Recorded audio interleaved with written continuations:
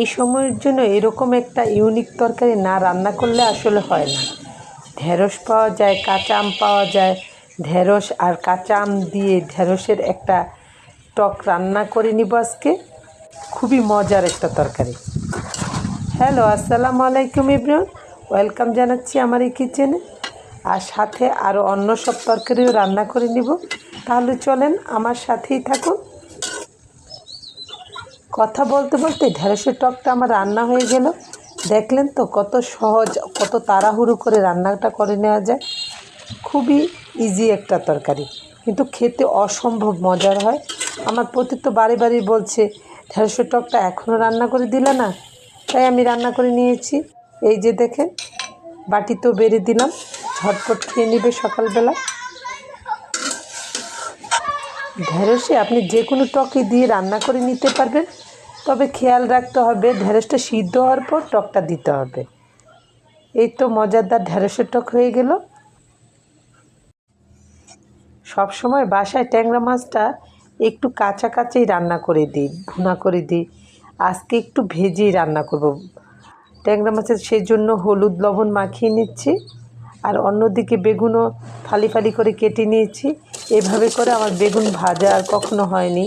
YouTube, Facebook থেকে দেখেছি আপুরা এভাবে করে ভেজে নিচ্ছে বেসন দিয়ে। আমি আজকে রেডি করে নিলাম বেগুনটা। ট্যাংরা মাছটা ভাজা বসিয়ে দিয়েছি, হালকা করে ভেজে নেব ট্যাংরা মাছটাকে।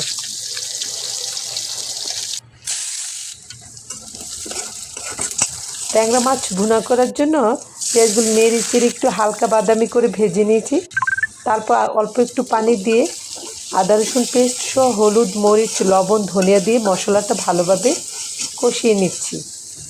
এই রান্না অবস্থায় আমার একটা কল আসলো, মোবাইলটা অফ হয়ে গেল। আমার রান্নাটা মোটামুটি আমি গুছিয়ে নিয়েছি এর মধ্যে। এই যে দেখলেন, কষানো মশলার উপর মাছগুলি দিয়ে দিলাম। তারপর অল্প একটু কাঁচামরিচ ফালি দিয়ে অল্প ঝোল দিয়ে ভালোভাবে বলক উঠলেই আমি নামিয়ে নেব। এদিকে একটু জিরার গুঁড়ো দিয়ে দিয়েছি। হালকা হালকা ঝোল অবস্থায় তরকারিটা আমি আজকে নামিয়ে নিব। রান্নাটা আমার শেষ দিকে, তরকারির তেল উপরে ভেসে উঠেছে। এই পর্যায়ে আমি তরকারিটা নামিয়ে নিয়েছি। তরকারিটা দেখতে যতটা লোভনীয় হয়েছিল, খেতে ততটা মজার হয়েছিল।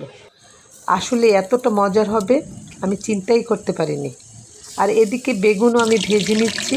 সব মশলা মাখিয়ে রেখে দিয়েছিলাম, এখন বেসনে চুবিয়ে একটু ভেজে দিচ্ছি। বেগুন ভাজাটা এমনি তো আমাদের বাসার সবারই প্রিয় একটা খাবার, কিন্তু এই বেগুনটা একদমই খেতে ভালো লাগেনি। উপরে ক্রিস্পি ভাব চলে গিয়েছিল, খেতে একদমই বাজে লেগেছিল। যাই হোক, ভালো মন্দ খারাপ সব কিছু মিলিয়ে আমাদের খাবার দাবার। সবাই ভালো থাকবেন। আল্লাহ হাফেজ।